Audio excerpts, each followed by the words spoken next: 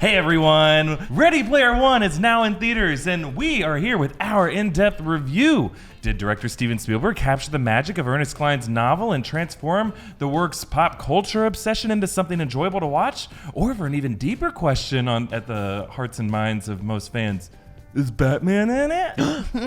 Because that's all people really care about. Yeah? Like 7 times.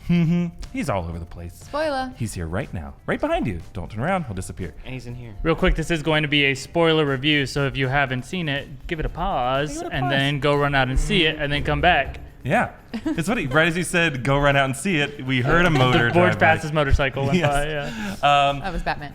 Guys, this is New Rockstars News, our deep dive into all the biggest stories this week. So we're also going to talk about some news from the Han Solo movie, the delayed Aquaman trailer, Marvel's Fantastic Four news, and Donald Glover's canceled Deadpool animated series. We actually got something really fun in store for that. I'm Erik Voss. Joining me at this table are... Sam, Bashor's over here, and the Hawaiian shirt's really cool. You guys can send me some if you'd like. And you have been to Hawaii, so you're allowed to. Hey, Maude, Garrett here. And yes, pun was intended. Pun intended. Available at Geek Bomb merch, probably. I'm Filup Molina, and this shirt I made. I like Oh, it. looks cool. Completely from Threads. We talked about it earlier. Tiny Rick over Pickle Rick. Fight Every us. time. Pickle Rick played out. Just saying. Yeah. Well, guys, let's get started with our top story, Ready Player One. The movie is now finally in theaters, and we were actually all fortunate to see it a little early. Each of us actually have posted our own non-spoiler reviews by ourselves. We're very lonely when we did it, but, we have our own individual takes that you can go watch if you don't want to be spoiled. But for here, in this video, we're going to dive deep into what worked, what we think could have been better, and we will try to warn you before we discuss any spoilers, but as Philip said, consider this a spoiler review, just so you don't get mad at us. Okay, let's get started with what we loved about this movie. What did Spielberg and co-writer Ernest Cline, who wrote the book, what did they get right in this movie? I think it helped. Pre-spoiler? For now we can talk about it. Just quick summary, pre-spoilers. Yeah. Sure. Well, I chose not to read the book before this movie came out. One, because when someone... Or can't. Unable to. I just find it weird that there aren't more pictures in the book. But no, I chose not to because it's got so many references in it that I'm like, you know what, let's see if this movie's entertaining without it, without knowing what's going to happen in it. And I had a blast. I had a blast watching this movie. There's definitely holes we can poke into it, which we can get to in a second. And I want to hear what you guys have to say when it comes to the adaptation of it, because I know there's definitely differences, which is kind of cool because Ernest Cline had such a big hand in adapting his own novel, which doesn't really happen all the time. It was him and one other that did the Zach Yeah, Penn. but he has screenplay credit, and Zach Penn's great too. Yeah, so it's they did a great job. So I enjoyed it. Yeah. I would say that the movie is more fun than it is good, and I feel like that sounds like a dig at it, but it's not. I totally agree. It's more, when I walked out of it, I was like, what a nice time. What like a good time. If you get the references that are being made, then you're like, this is fun. This is like a BuzzFeed quiz, but like with action and directed by Spielberg. So it's actually even a little bit better than that. Sounds like a dig. But no. But actually, like, is sometimes like it scratches an itch that you are just in the mood. Like you go into this knowing you're gonna have a nostalgic experience, and I think that part is like could not have been done better. I really don't know that this movie could be better than it is. It's just if you're looking for like, this amazing piece of cinema, no, it's not the best story that's ever been told. But in terms of just like revisiting your childhood, it does a really great job of that. And it's well acted. And it's well directed. Yeah. By some. By most. Yeah. By most. Oh, yeah. Okay. Yeah. So, for me, I was really worried of the overuse of CGI because we've seen time and time again with, your Justice Leagues and the Suicide Squads a lot of the time. Every time they lean into CGI, especially with CGI villains, I just don't think we really need that anymore. You really do take away the sense of character and the sense of risk. So throwing this entire world into CGI, I was like, I'm just not going to feel anything. Wrong. There is so much heart in this movie, and I really felt a lot. And I walked away just beaming. I was so happy. The second time, you do find the flaws a little bit more, and you're like, oh, this is a little bit of a lull, and now this is like exciting. But overall, I love the book, and the movie for me surpassed my expectations completely. I'm so on board with it. Yeah. You know, it's interesting. This is more of a movie than it is a film, I think, right? This is a popcorn movie. That's the kind of expectation you should have going into it. Kind of like how Jumanji was a surprise hit for a lot of people. Right. It's fun. Philip's right. It's an enjoyable experience. And if you think about it, Spielberg is the perfect director for that. Yes, he has like done it all, right? He's been a director who's made like very like Schindler's classic, List, beautifully directed, composed films, works of art. But he's also the guy who made just like enjoyable popcorn films, and he reminded Hollywood that films are meant to be escapist fun, and that's what Ready Player One is. If you can just like let go of your like pretentious high expectations, some people may not be able to do that. This isn't your movie. This is it's adapted from a young adult novel, and it's fun. And sometimes I think. One thing that he did really well is if you do read the book, you know that sometimes it's just lists and lists of random pop culture references, and he's just going on pages and pages and pages. And I think Spielberg and Cline and Zach Penn did a really good job like picking their battles and picking specific moments that, oh no, this is really going to hit well with the audience, and this is actually going to have some kind of like narrative stakes or some kind of it's going to create a fun spectacle rather than just like we're going to throw in a reference here for no reason. You do get a little piece of that. I feel like, again, haven't read the book, but there is a lot of the story is researching someone's likes, and that has built out this world. And there's a time when two characters are like, no, his 11th favorite film is a horror film is this movie, but his 10th is this. And I'm like, wow, I don't care about this, but it's only for a second. And I'm like, this is the problem with the book and the movie. So I'm like, okay, and you move on pretty quick from it, but that was an example. You know, it's amazing. The movie is about this idea of searching one man's psyche for the keys, literal keys in the movie. But it's Ernest Cline's own psyche that we're walking through and his own memories. And I remember that when we saw it, because a lot of us saw it together, we were like, a lot of those were 80s references that I remember, but also a lot of these things are like, that's all you, Ernest Cline. Like especially, what was the music that it was like, of course everyone listened to only this. Oh, it was Depeche Mode. Oh, right. And it's like Depeche Mode's great, but like the 80s band that, anyway, it was just interesting to be like, and he was there at the screening that we got to see. And it was like, you could see him like lighting up, like all this stuff it's all here all at once. It's like, this movie's for you, by you, but it's actually close enough that it entertains the rest of us. There was a thing used during the final battle that was referenced a couple different times that was definitely a toy. The orb? Is that what it is? Yeah. Not it was like used as an explosive. The one that has the face? Has a face on it. Yeah, which is a toy. Is that a popular toy? Because I don't know. No, I do remember it, but I was like, oh, that's a deep cut. It was used multiple times, though, in the movie. Like, they were all different grenades. Yeah. No. But that specific thing was like they were on posters and stuff outside. And I'm like, did a lot of people know what this is? But maybe whatever, they just had the rights to it. He was which is a lot of shirt it. At one stage. And I was like, yes. Which I think Warner Brothers owns the rights to. My analogy here is if you liked Hook, this is the 2018 version of Hook. Because that split a lot of audiences as well, where it's just Hook's like... crazy. That's a great movie. I love Hook. Hook's amazing. But you're right. It is parallel just there, like, for sure. Hook, that's such a bad movie. And I'm like, you probably like Mother. You know? Right. That's, Got you. Well, yeah, you're right. It's like this boyish escapism, like finding your inner child. And they kind of, of, go a little bit camp, go a little bit hammy with it, but it's all for the right reason. Right, and they break the fourth wall a little bit on this thing that we all loved, one version of. Oh, yeah. It's a great example. Yeah. I brought up performances, and I got mixed reviews when I said that. I thought across the board, Steven Spielberg did a good job of getting good performances out of these people. Problems for me is when you look at just what's happening in the movie, you're like, this is kind of dumb, but like I don't care because like it's paint by numbers adventure story. You liked Pacific Rim too. I just but because I knew that was bad because it's bad and it's not trying to be good. It's different. Well, the famous thing with Spielberg is that he tries to make global movies that you can essentially watch with the sound turned off and still be able to follow the action pretty clearly. And when you're doing an adventure story like this, it's actually pretty hard, especially when it's got mystery built in and everything. But I feel like I could watch this with anyone, of any age, and they can basically get the gist of it. Yeah. So it does have that overly simplified thing, and it's almost like a Willy Wonka story, but like with less going on in a way, just more visuals. But I think that's also part of Spielberg's canon. When you go do a kids movie, he wants to make sure like everyone can access this. Yeah, and he does a really good job with pacing, I think. Like when you do read the book, I mean, any book things slow down because you're getting into the world, they're explaining details about the character and doing all that development. With a movie, you know, you want to keep things moving quickly, and Spielberg is known for keeping his films well paced. And with this movie, it does have that kind of video game energy to it. Like he is trying to make like a video game movie, a movie about video games that has the kind of thrills that one would have when you're playing a video game, you know, watching the cutscenes and moving on to the next step. And you know, it felt like the moment the plot begins, things don't really slow down. And you know, that's one of the reasons why this feels like a popcorn movie instead of like an art house film, because art house films do kind of slow down and do kind of take those artistic beats, whereas this felt like Pow, pow, pow. you know, set piece after set piece after set piece, which, you know, if you really love movies like Mad Max Fury Road or Baby Driver, they kind of have that same kind of pacing as well. And to me, I kind of had that same kind of thrill ride rush.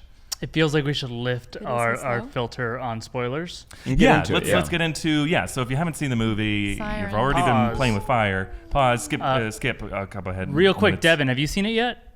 I have. Yeah. Oh, you did? Okay, great. All right, then Cool. we'll keep going about it. Who here has seen The Shining and who watched it before Ready Player One? 'Cause I wish I had, and I Oh, never yeah, seen it's The one of my Shining. favorite movies. I Man. know I got every single reference because it's The Shining, but that was awesome. That was really cool. Yeah. There's not a zombie witch woman in the There, Shining, there right? is There's no. not. There's the woman in the bathtub, and you know they kind of She like becomes play a kind turn of on a that. zombie. Yeah. But So I'm This H is an in that example. situation. Yeah. So this is one of the great adaptations, I think, from the book. If you've read the book, the second key. I mean, it's not whatever. It's a spoiler for the book too, but we're in the spoiler section.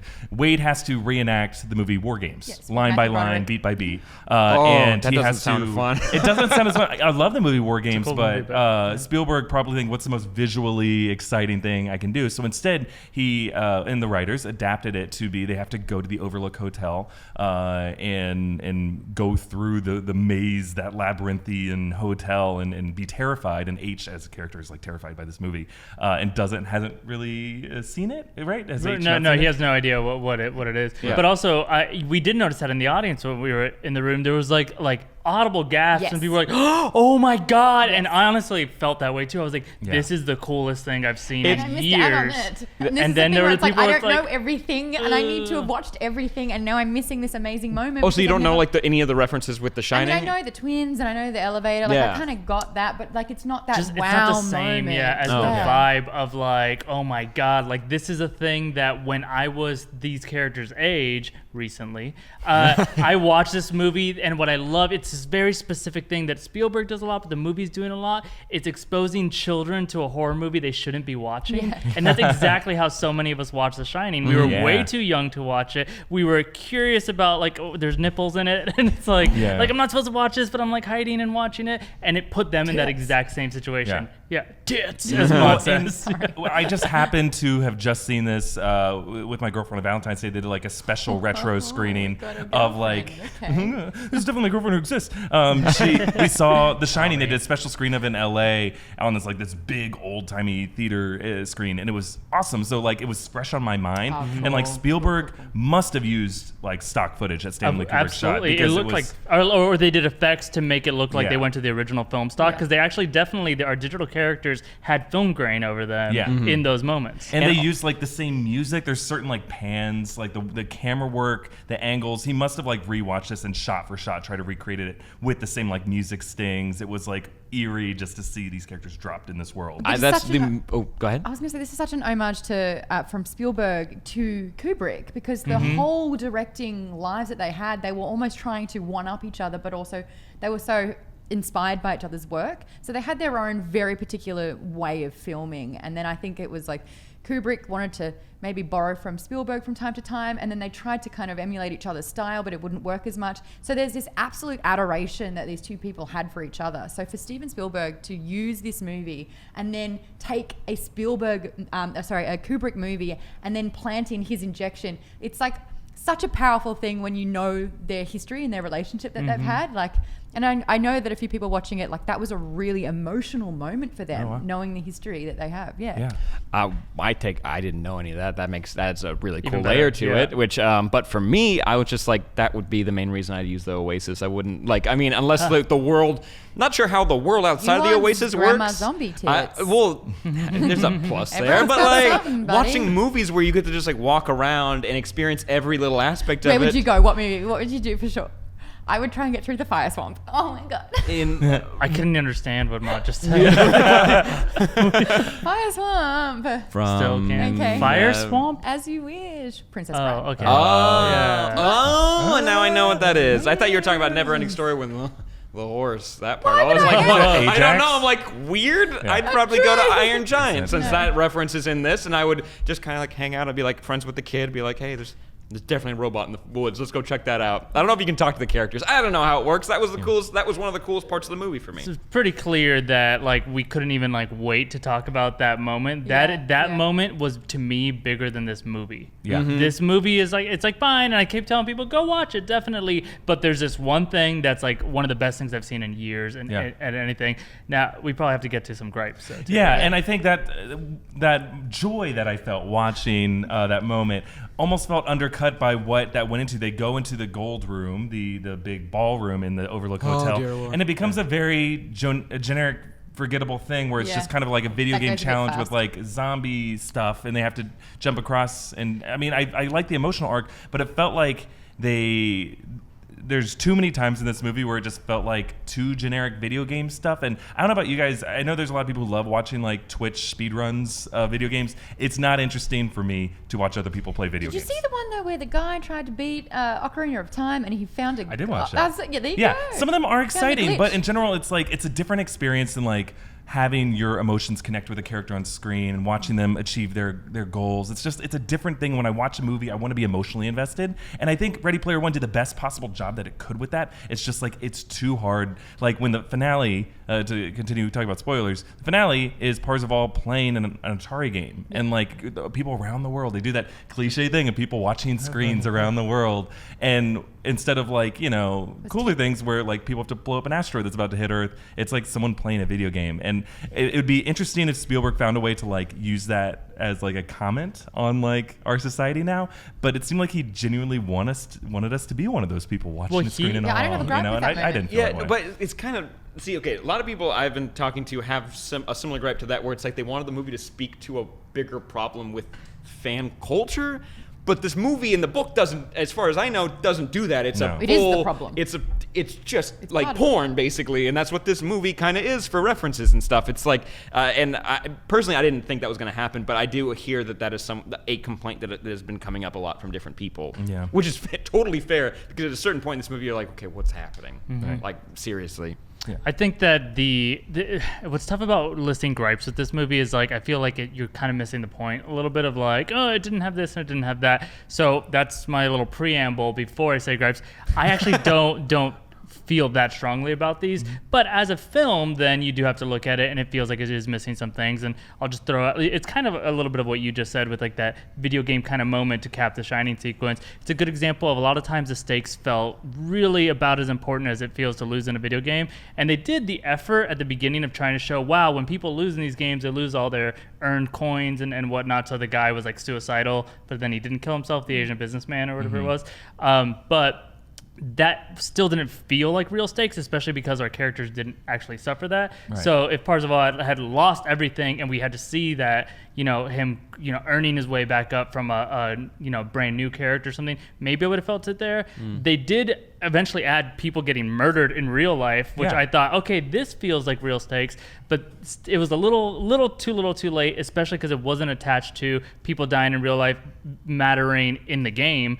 In the game, it's just like we're still trying to do this simple thing, and so really that's what the whole movie is about, is what they're trying to do in the game. And at the end of the day, it's like we want to own a company, Right. and like that didn't feel very attached to me to an exact specific. It's almost like trying to win the lottery. It's like great. I hope you win. It's going to make your life better. It feels like if you don't win, this place that I have no real attachment to because it's not actually real is going to get worse. It's going to have more ads, but I need characters to get hurt, and that's what I need to feel. And all it was that your display screen would be filled up with 80% ads, which is a great joke, and sure. But that's the thing. It was a throwaway, almost joke. Right. When it's like, no, this is the actual problem that they're fighting That's against. the bad thing that could happen. Also, how in the hell does this world not have bots running around inside of it? Like, you mean that this game is perfect, that there's no company out there making AIs that are like, they'll walk around, they look like Hello Kitty or something, like, hey, did you know if you send me 500 that happens in the book. Want to see my tots? Yeah. Like, then the good that that's addressed, because it's not addressed in the movie, and I'm like, how is there not already a million ads in this? But whatever. Yeah, it's a lot of people compared this to Willy Wonka and the Chocolate Factory, Charlie and the Chocolate Factory, the book.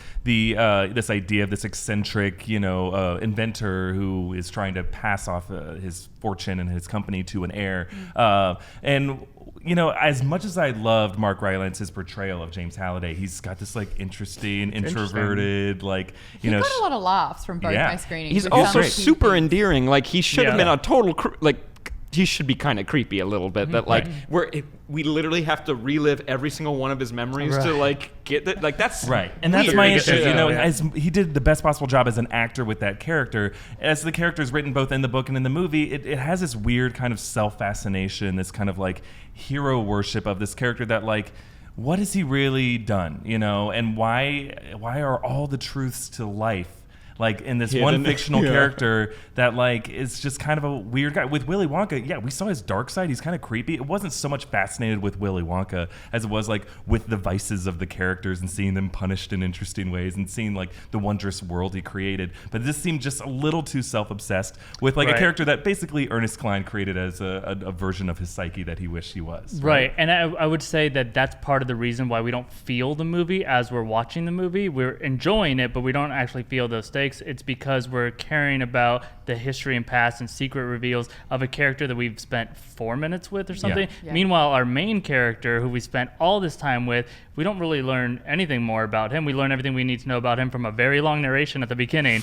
And then throughout, could you imagine if the whole thing was he had to go back to his own childhood or something and rediscover clues of when he played this game and it turned out that's the same day his dad left, or so, whatever it is. If we're exploring his own life with someone we care about, it totally would have worked on me. Yeah, looking at taking the Back to the Future approach, right? Marty goes back to his past and looks at I didn't need to be the hero in that moment. I could have made the smarter choice. And to people that are very inherently important to him, his own parents, and revisiting that. Yeah. Right. If he had ended up being his dad or something, of course, that'd be a little contrived, but at the same time, it'd be at least it mattered. But this whole movie's contrived. You have Steven Spielberg, Alan Silvestri, the composer of Back to the Future, is composing this movie. This is the movie you can where hear you can pretty do often that. in there. You do. In fact, we're going to be doing an in-depth breakdown of all the Easter eggs. Dear Lord, we got a big task ahead of us. I do want to just quickly give a shout out to the animation. Honestly, the way that they did the CGI, that was the thing that I was worried about. And I've played a lot of video games where they just can't get it. They just cannot get it. Even if they have the mocap, even if they've got all the little bits and bops, it's always just a little clunky or a little bit the walking's just not normal. This one was so well done. There's physicality. Really incredible. Mannerisms. There was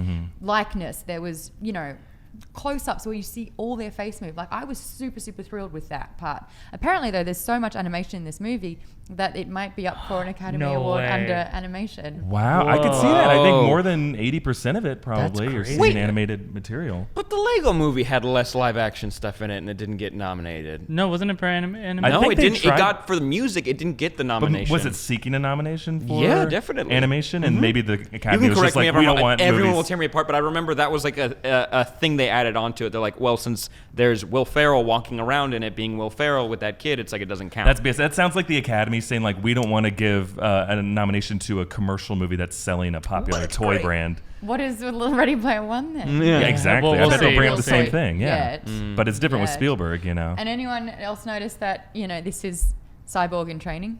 Ty Sheridan has just had a visor on his face. The last 2 roles, and he's going to do it again. When They he don't does like his X-Men eyes. Again. Poor bastard. He's Yeah, got he great just kind of lips. weird eyes. Yeah.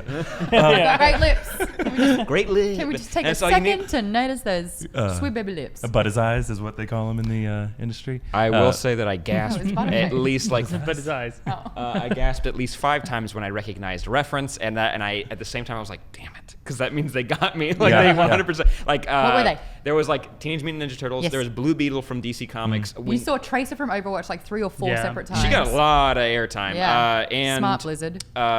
Steve Zaragoza. Wasn't it? he got the killing move, which is cool. When Gundam showed up, I was like, oh, Sure, yeah. I didn't even watch. I just remember the Toonami commercials when I was a kid. It was like, if you stay up Yeah. after dark on Cartoon Network, you can watch it. And when the Teenage Mutant Ninja, I said that one. And Chun-Li? the T-Rex from Jurassic Park when that showed up That's so in fun. the So, race. It was Was amazing. that the T-Rex from Jurassic Park? 100%. Because Yes. even though we're like, And oh, it's it's a the T-Rex from car Jurassic chase. Park. Yeah, and it's great. Spielberg was like, I didn't want to make any references to my own movies. That'd be so dumb because it made the same roar and it's the same shot of it chasing I think a all car. T-Rexes so, yeah. are the T-Rex from Yeah, Jurassic Yeah. well, that's racist. But I think that Spielberg, by the way, that's honestly one. I'll throw that on the gripe list really quick.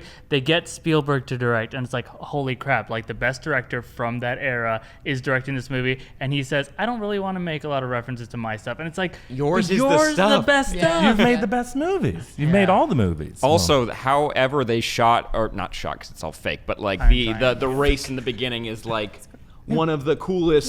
Yeah. It's just nonstop, and it for some people they're like, I couldn't even focus on anything. It's like that's the point. It's Yeah. that you could look anywhere in this scene and something's happening, and that takes a lot of care and effort. So yeah.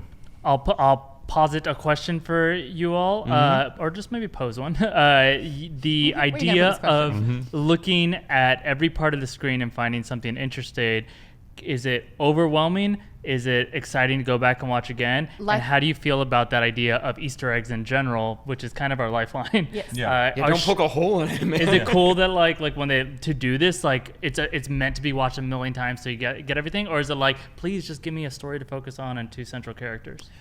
I think when I review anything, whether it's a video game or a movie, one of the key factors for me is rewatchability or replayability. Are you one and done, or is this the movie that can keep giving? And I, having seen this movie twice now, was just eyes jumping all over the place, and I love it. And I love discovering new things every single time. So having that replayability and rewatchability is a really good thing.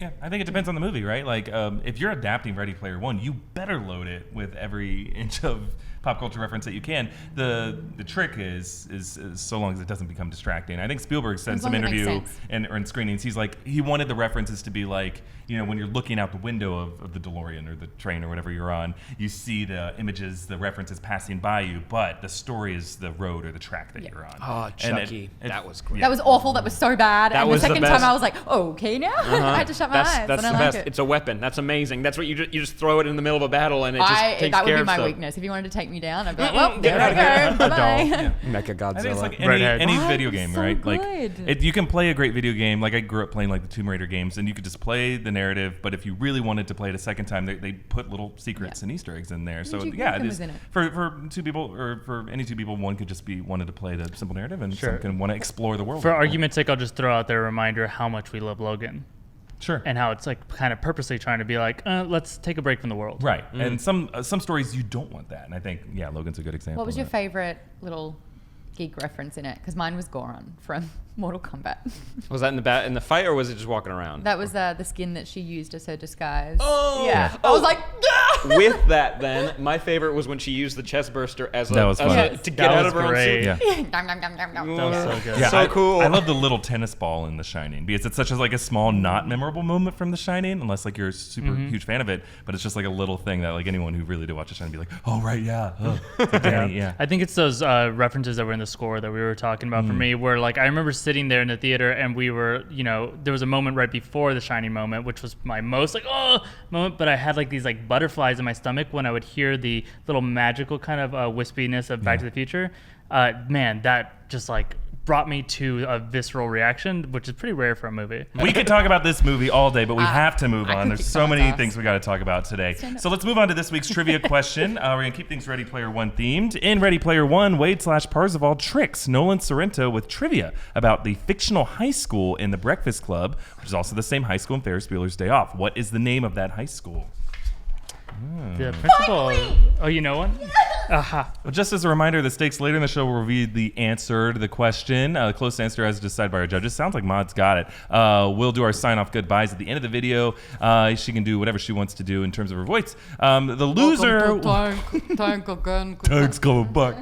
Meanwhile, the loser will have Sam. to do our in other news headlines and be super funny. Since this is New Rockstars News, we want to cover everything that you need to know, so you don't have to go looking at a bunch of other websites. You can just watch this video and get all the details. After the trailer for Aquaman did not come out last weekend, as it was rumored to, director James Wan actually went on Twitter with an explanation. He said that the trailer release was never actually on the books, as is often the case with fan rumors. And he says he's not really ready to share footage because of the movie's heavy visual effects. They are just taking forever to animate and to render, and he doesn't want to put all anything out there that seems subpar. To be But fair, he said- no one does.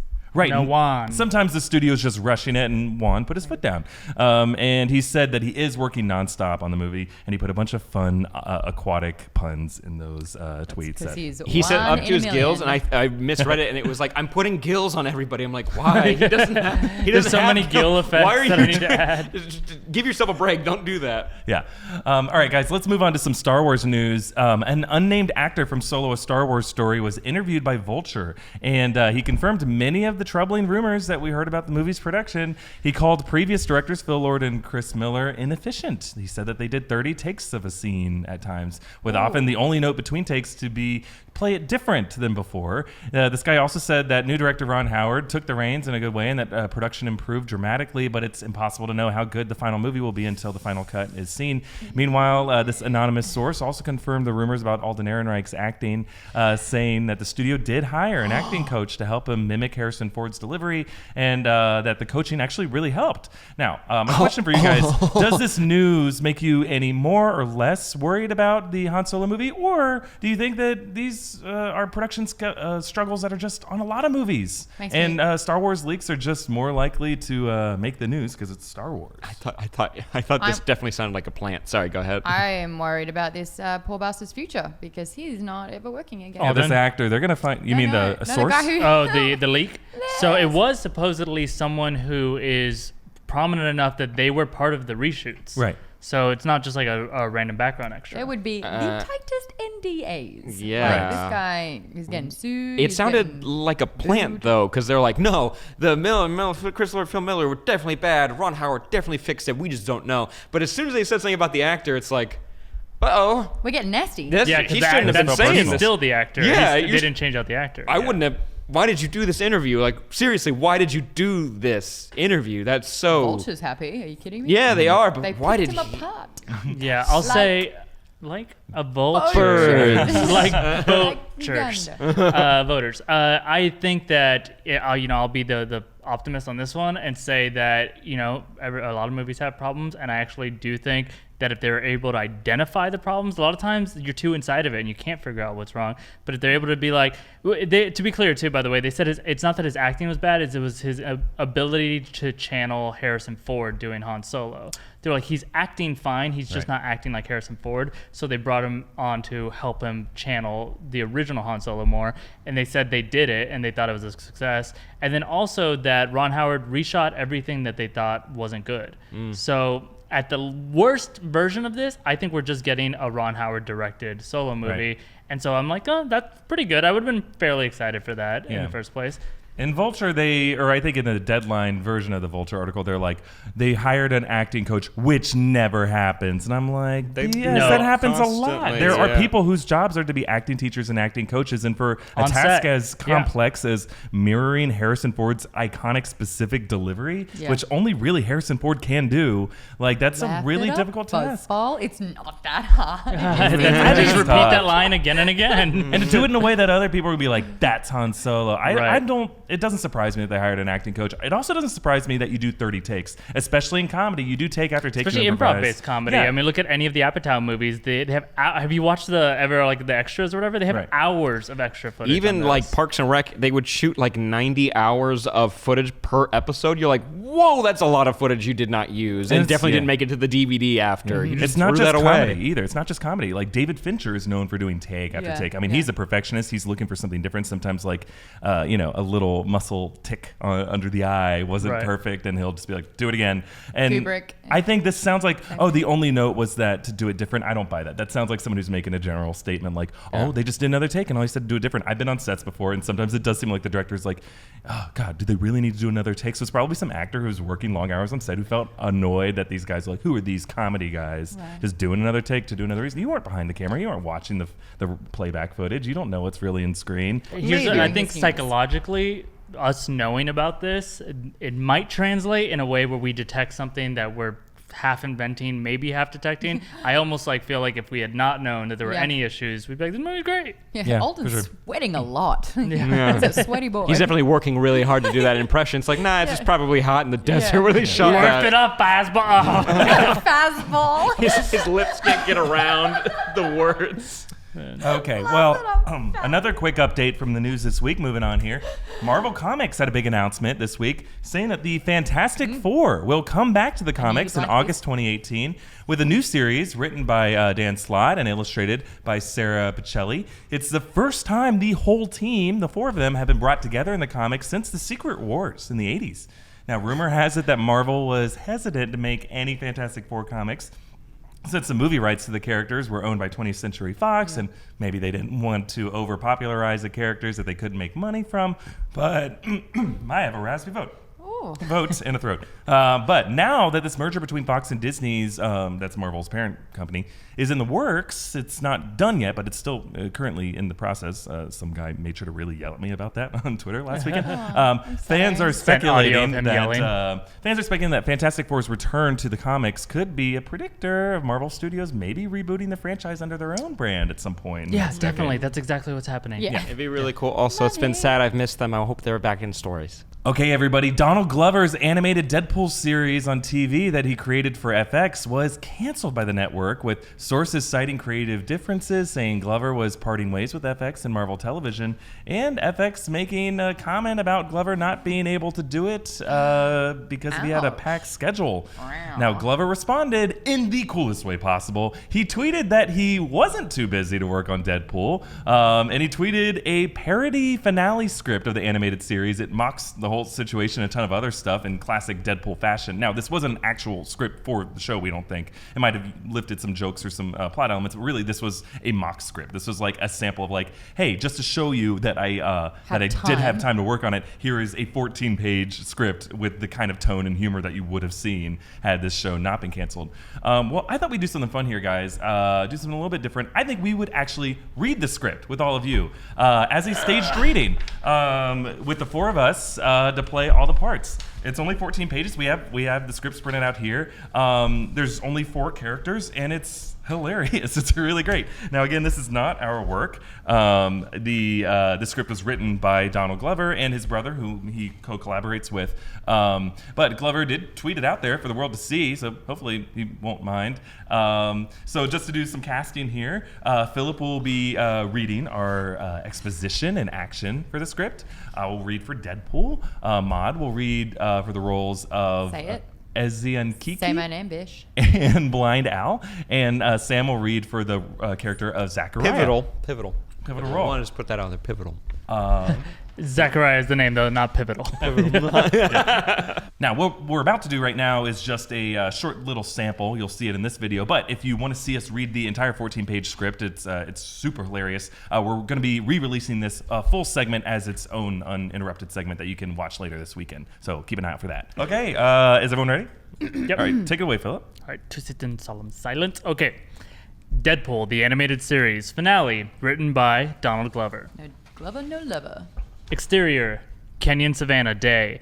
Deadpool is asleep in a Jeep that's driving down a dirt road. He's sitting next to an African woman who looks in her late 30s, Ezzy Kiki. Deadpool suddenly wakes up screaming. Don't let Ben Carson operate on me! Where the hell am I? You're in Kenya. I picked you up from the airport. You were very drunk when I arrived. Security helped me carry you to the car. Doesn't sound like me. And it takes a lot to get me drunk. You were passed out in an empty duty-free. Oh, yeah. You guys are the ones with the rhino? Yes, I'm Ezzy Kiki. Jekoski. There's a P in there. J. Ezzy and Kiki. You know what? I'm just going to call you the Greek Freak. As John Kiki frowns, doesn't seem cool. Deadpool ignores it. Yeah, so y'all paying me in Bitcoin? I'm surprised. You were the first to agree to that. Whatever it takes. We're surprised you took the job, actually. You don't seem like the animal lover type. Oh, don't get me wrong. I'd rip that horn off myself if a poacher paid me enough.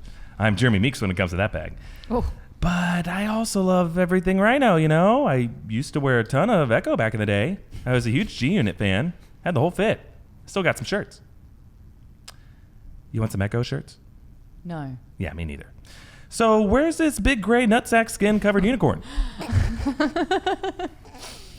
We're hiding in Sudan right now. He's very weak. We've been doing all we can, but if he stays in captivity, he will die. The problem is the poachers. They're everywhere, and they've been waiting for... Oh my God! You see one? Sana Lathan bit Beyonce's face! Wait.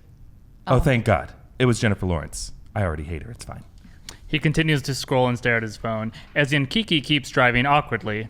You're driving awkwardly, Maude. He looks for a moment, then goes back to scrolling. It's an addiction, so if it seems like I'm not paying attention to you, it's because I agree What'd you say? Exterior mountainside day. The Jeep pulls through brush and into a clearing. There are 20 armed guards in uniform blocking a tunnel opening. They let the Jeep pass through and they park in the tunnel. The Jeep is blasting, rubbing off the paint by YBN Namir as they pull in. That song was interesting. Yeah, that's my shit, really. Him and Rich the Kid is all I really listened to lately. Rich the Kid, not as much so. He be clout chasing. Wow, this is cool. Well, not actually cool, but like Vegas cool. Chainsmokers cool. Who are you talking to? The people watching, the people reading this. You made it. Zachariah Mufai walks over. Hello, I'm Zachariah, Sudan's keeper. We really appreciate you doing this. Don't thank me. Thank the 700 bitcoins you're paying me. Oh my God, it dropped that much? I went from Johnny Depp in Pirates of the Caribbean to Johnny Depp in Pirates of the Caribbean The Ride. Deadpool pinches the bridge of his nose in frustration. Where's this rhino? Interior mountain tunnel day. A large rhino stands eating by a rock wall. Deadpool, as Kiki and Zachariah walk up to him. This is Sudan, the last male northern white rhino on the earth. Hi! When he dies, a piece of us dies as well. Pieces of me die all the time. It's fine. Also, can't you guys just grab some rhino semen and make more rhinos? We prefer to do it naturally, but in case something does happen to him in the wild, we did have semen samples taken. So this isn't even really the last male rhino? Y'all can Jurassic Park this whenever you want? This feels like a waste of my time. I assure you, it isn't. Whatever you'd be doing instead wouldn't be as significant. I'd be jacking llamas from 11-year-olds. Zachariah and Kiki stare. What? Fortnite? Hello? Oh, jacking llamas from 11-year-olds sounds awful. That's not what I'm saying. I'm not Tekashi69. I'm an amazing rapper.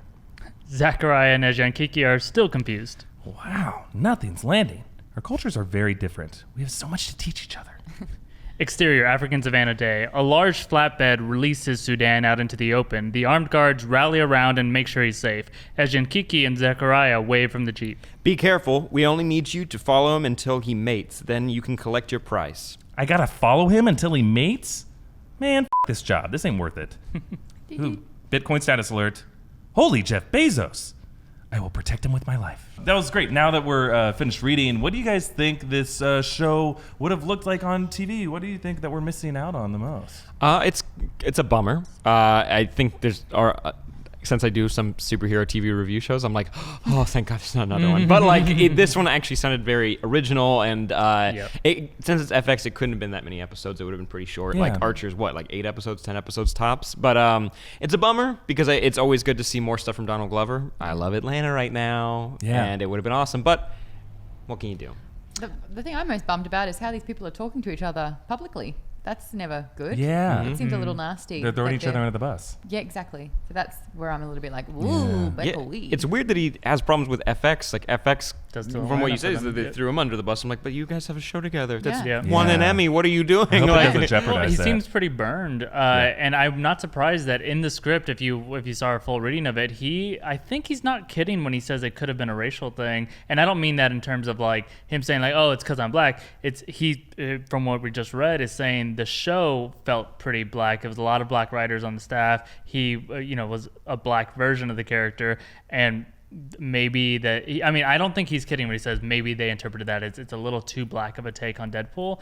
That said, real quick, I am bummed this show's not happening because one, it kind of reminds me of Spawn. If you guys remember when Spawn was on TV, it was just like this like super adult cartoon hero, but it is actually not tongue-in-cheek about being a superhero show, kind of like anything on Adult Swim is aware that it's doing that, but this is an actual show. But the other thing is I think that they're missing out on the opportunity to make another take on Deadpool. He breaks the fourth wall. It should be influenced by whoever's playing him, right? It shouldn't be a Ryan Reynolds impression. If Donald Glover is doing Deadpool, then it should be a Donald Glover Deadpool because it breaks the fourth wall. Big bummer. Yeah, and I think that it was a poor decision to cancel it. Whatever the reasons were behind it, Donald Glover clearly has a great take on the character in terms of like the commentary and the humor, and even the way Ryan Reynolds has done the character in the movies. It's very like aware of like the current culture and current events, and he's referencing all kinds of things. And I feel like this wasn't too removed from that and had a whole different angle, and it could have been a great thing to explore. Beyonce face biting was in the last few days. Right, he must have written this like in like a half hour. And like Donald Glover would be a busy guy, so for him to be like, screw you, I'm not too busy, and actually dedicate the time to put it out there, that's a middle finger. Yeah, for sure. Well, comment down below to let us know what you thought about this the script, and be gentle on her on at least my acting, because I felt like I flubbed a couple of these great jokes. And what part of Donald Glover's take on Deadpool that you're most bummed about missing out on? And as a reminder, subscribe to New Rockstars for news and insight into all the stuff that you love, Deadpool, all the general Marvel news, everything. Thanks, everybody. And then we'll put a little pause here as we move on to the lightning round. And we can start to move these away. Let's see. Okay, well, now it is time to move on to our New Rockstars news lightning round. Lightning. You guys were so great, and you were nice enough to take the time to tweet us some questions. I'm collected some of them. I'm going to fire them at my co-hosts. We have to answer them as quickly as possible. No hesitation allowed. Is everyone ready? Boners. Yes, here we go. Starting for Sam at HB Bateman wants to know, who would be your ideal cast for a Fantastic Four movie in the MCU? Ooh, that's 4 options. The whole cast? Yes, quick. Chickless, bring him back. Thing. He'd be great. As a thing or as Sue Storm? Interesting. Johnny Storm as... Ty Sheridan. Couldn't Ty think of a Sheridan. goddamn person. Okay, Johnny Storm. Mr. Fantastic? Oh no, Sam, what's happening? Where are you going? No, Sam. Ooh, Mr. Lakeith Fantastic? Stanfield. He played really he had like an evil genius vibe in Death Note, and that'd be kind of interesting. Oh, gotcha. Human Torch. Human Torch. We did that. Do we? Ty Sheridan. Oh, it was Sue Storm. This is the worst lightning round in the world. Come on. Thanks to the assist. There you go. Your glasses are invisible. Yeah. Okay, lightning round keeps moving. Chickless. For Filup at Sage E. Nelson wants to know, what are you most looking forward to with Marvel Phase 4 and why? Marvel Phase 4. The biggest change that I'm actually genuinely excited about is doing the whole thing again with the X-Men mixed in. Yeah. I mean, that's it, right? Like they can do that now, right? Disney, Fox, they got married and had a baby. Please. Great. Yeah. For Maude, if you could live in any TV show, what would it be and why? That Not Ali Game of- Manriquez wants to know. Not Game of Thrones. That's Not kind of Game like of the Thrones. question Yeah, you that asked would Sam be- earlier. I did it. It's true. Yeah, that was a movie. I said Princess Bride. Oh. No, it's a TV show. Listen. Any TV show. Show version. No, TV that I would want to live in. Gosh. Lightning. Pressure. I'm not. Oh no, I wouldn't even want that. I'm going through all the ones I'm watching at the moment. Oh look, let's just do Sword Art Online. Sure.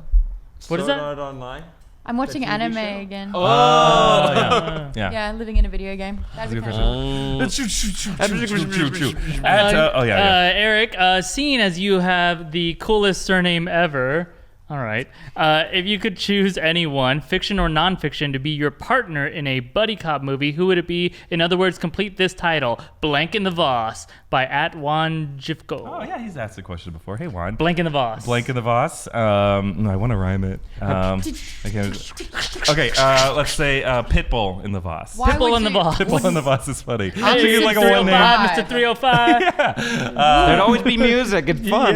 Not. Thank you. Dale If you call that and the music, Voss. yes. Mr. Worldwide. Thank you guys for submitting this question. It's funny that we like force ourselves to be fast. You probably just want like thought out and genuine answers. That Fantastic Four question could be a really fun video. And everyone's like, My cast is a weird spattering of people. It's so hey, great. I'm flattered. And Pitbull and the Voss crossover event, right? on this anime show that Maude wants to live in. Mm-hmm. I'm excited. Hey guys, actually, we're gonna look into launching a new Q&A format where we can interact with you guys more directly, more frequently. So keep an eye out for future announcements and requests on Twitter by following us at NewRockstars. Thank you, everybody. But next up, let's take a look at what we got in the pipeline for videos coming out on this channel in the next week. So we mentioned before, we have a Ready Player One Easter egg breakdown. We're going to try to get all 8,000 of those. Good luck. And then, of course, we're going to be doing a breakdown of The Walking Dead episode 14. And Sam's continuing his MCU rewatch. Yes, I did. Guardians of the Galaxy did Age of Ultron, which you guys seem to respond very well to, which is Yeah. awesome. Thank you for So watching that. next, obviously, a good little button at the end of Phase 2, Ant-Man. So check that out. That's a fun movie. That was a fun one to do. Hopefully A you lot enjoy. of miniature Easter eggs. Little ant eggs.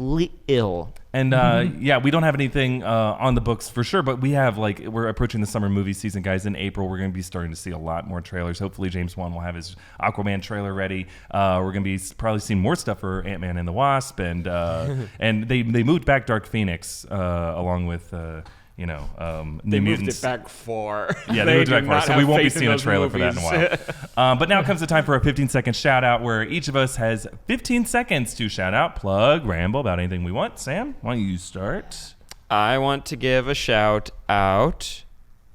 I'll give a shout out to you guys. You guys have been supporting the MCU rewatches, and that's really fun for me to do. Sometimes it's crazy because the movies aren't good, but there's still great little Easter eggs in them, so it makes it still fun. So I'm glad you guys enjoy them, and I will figure out what to do after they're done because they're almost near the end. You did that like 2 weeks ago too. Well, they're still nice. Same. Also, wait, they're better. Shout out to the editors who edit those because There you go. they don't. There you There's a ton of in there, and I just cursed a bleep lot. ton of bleep in yeah, there? bleep them a bleep. But you guys make it very entertaining for the people watching. Any words in there. Yeah. And thank you guys. You're over there.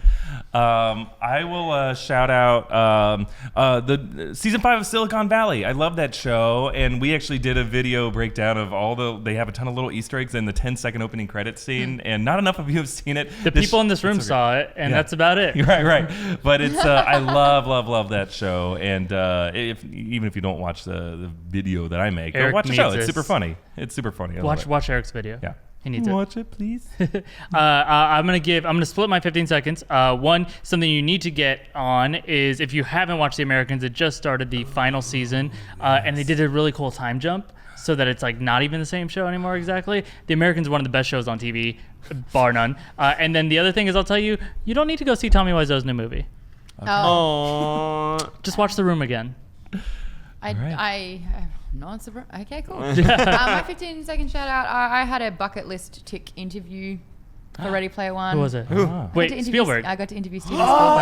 Was he cool? He is so great, guys. He's amazing. I did the Best Bits compilation talking about Mendo. So, because I'm Australian and Mendo's Australian, Mendo would call Spielberg Dad on set. And like that was Who his wouldn't? name. For the for me. uninitiated, Mendo is. What? Ben Mendelsohn? Ben. Ben His name was Mendelsohn? Ben. Yeah. Ben and Dad. So I kind of got to the bottom of all that. wow. But yeah, that was great, guys. I didn't have an Oprah moment where I was like, so I just went fun because you were. I didn't chuck a Sam. Sorry. It's my Where thing. can we find that? That's It's going to be my on thing. Geekbomb. Geekbomb's channel. Give that a Link subscribe. it. Go because give it a I watch. have plateaued subscribers for like the last 4 months. That's So- good. Erik Thumbs needs up. this. Looking at He you. needs Geek Bomb to do well. I need all my friends to do well. Yeah, check out all these things. Check out Geek Bomb. Check out Only Stupid Answers. Thank you. Yeah, and let's give everyone some love. And finally, let's return to our trivia question that we asked earlier. Let's, no. we'll remind everyone what it was. Great, don't get cocky. I could not hear. Yeah. Okay, so in Ready Player One, Wade/Parts of All Tricks, Nolan Sorrento with trivia about the fictional high school in the Breakfast Club, which is also the same high school in Ferris Bueller's Day Off. What was the name of that high school? And let's go down the line and see what we Did you said. wait the end of the word in parentheses down here? Well, I don't know how to spell it. Oh, okay. There was All two right. options for School? spelling. Yes, school. Shul. Sam thinks that it's, what is the drawing today? Oh, some Lightning. bad I teeth. was That's so Oh, I not thought it was motivated. some teeth. Fremont High. Fremont High. Sounds right. Fremont High, all Sounds right. Fremont High. Eric and the Voss. John Hughes High School, which Right. is actually a joke made in Not Another Teen Movie, I think That's maybe? right, it Something is, like that. yeah. They do call it So High School. stolen joke stolen and joke. negated entry. Philip says Sherman High School, which my God. also sounds accurate. Fremont, Yeah. Sherman. Well, and then Maude wrote Sherma High School. Pretty close. And then she wrote I don't question know if mark. it's Shimmer or Shimmer. So Shermer So or it's two It's Sherma. zeroing in on something. Okay. So pretty close. The correct answer is Shermer High School. Ah. SCHEMRMER. Yeah, but my accent. Shimmer. yeah. The same. I guess All that's right. pretty clear. Pretty Yeah. close answer. All right, judges, who was the closest, would you say? Maude is the Is closest. this like the Probably first time the that someone's closest, yeah. actually got the answer?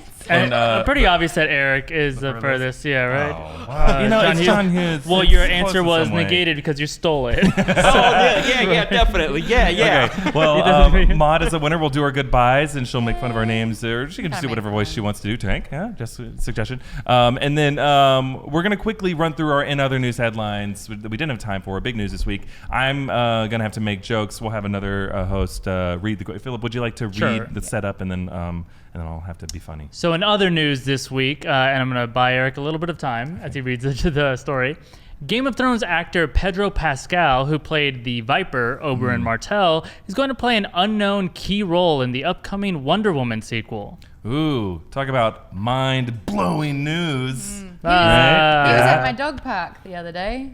Oh. Yeah. Oh, Is I he was no like, dog or did he he's have a not dog? He had a dog. Oh. And he also had a very attractive man with him. Oh. Well, That's all. the Viper bites both ways. You should be doing the jokes. Spider-Man actor Tom Holland said he was not allowed to read the full script for Avengers Infinity War because he revealed way too many secrets about Spider-Man Homecoming while promoting that movie. Yeah, just keep those spoilers off the web. Just think of spider-related things, and it's easier. Try. That joke has been made before and it was stolen, so it's negated. Number 3, X-Men, Dark Phoenix, and the New Mutants were pushed back in the schedule to February and August 2019, with extensive reshoots being required for both of those movies. What a schedule storm that is. A reference to Marvel's Storm character. Oh, Killer I'm not familiar. He's I'm doing supposed what to make a you're joke. doing. He usually explains Explains. jokes. Exactly. It's You gotta fill in.